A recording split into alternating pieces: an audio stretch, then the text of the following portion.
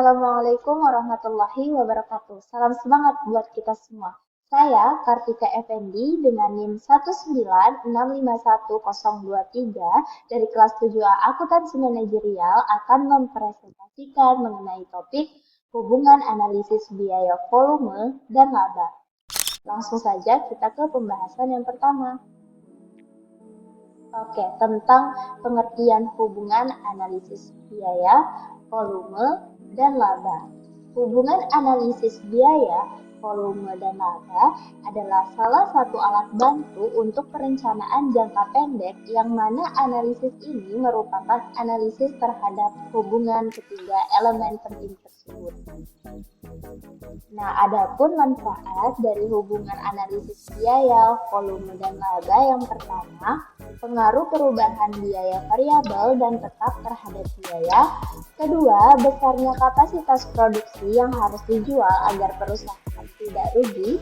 Yang ketiga, tambahan laba akibat tambahan produk yang dijual. Dan yang keempat adalah komposisi produk yang harus dijual agar dapat mencapai laba yang maksimal. Next, kita masuk ke materi tentang BEP atau Break Even Point.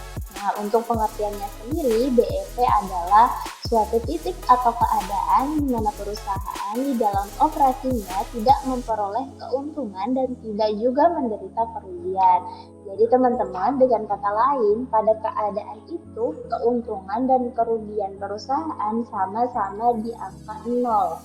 Nah, adapun jenis biaya berdasarkan BEP yaitu variabel, tetap, dan juga semi variabel.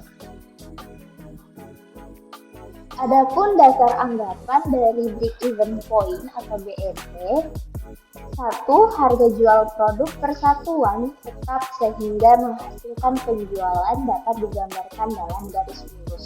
2.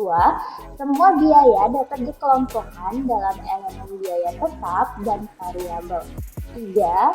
Harga dari biaya tetap pada berbagai tingkat kegiatan. 4. Kapasitas yang dimiliki perusahaan tidak berubah. 5. Tingkat efisiensi dari perusahaan tidak berubah. 6. Tingkat dan metode yang dimiliki perusahaan tidak berubah. Dan yang terakhir, produk dalam berbagai tingkatan penjualan tetap. Masuk ke BEP untuk sales mix.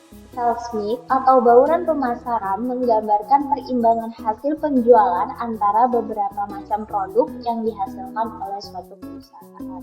Adapun contoh dari kasus perusahaan Pesut Indah yang memiliki dua macam produk, yaitu produk A dan juga produk B, di mana data-data dari produk tersebut tertera pada tabel. Dari data tersebut ya, dapat diketahui bahwa sales mix adalah 1:1, yaitu 300.000 banding 300.000, dan produk mix adalah 2,5:1, yaitu 10.000 banding 4.000.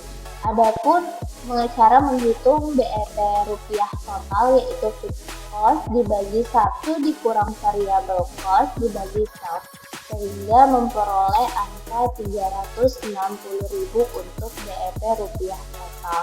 Nah, sedangkan untuk BEP rupiah produk A adalah setengah dari 360.000 adalah 180.000, begitu juga untuk BEP rupiah produk B.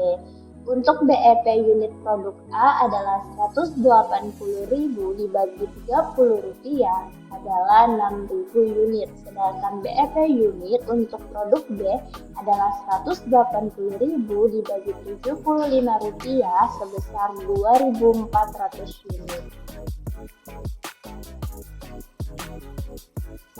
Selanjutnya kita masuk ke perlakuan unsur pajak. Jadi setiap penghasilan yang diperoleh oleh suatu perusahaan akan dikenakan pajak sesuai dengan peraturan perundang-undangan perpajakan yang berlaku.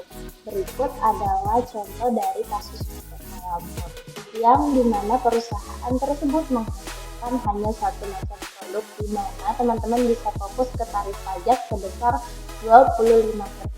Jadi untuk menghitung break-even point unitnya dengan rumus fixed cost ditambah laba sesudah pajak dibagi harga jual unit dikurang variabel cost, sehingga hasil yang diperoleh sebesar 130.000 unit.